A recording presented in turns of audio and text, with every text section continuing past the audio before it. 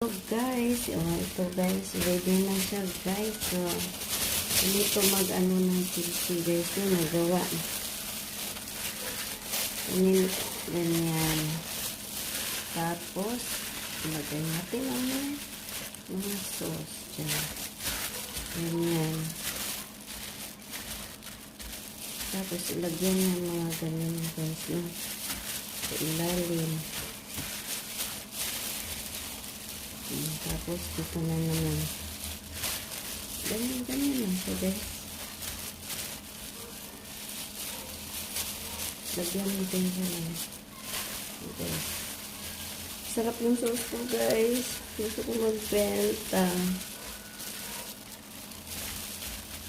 Ito yung gusto kong lasa.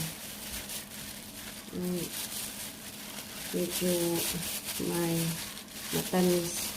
Alam niyo guys,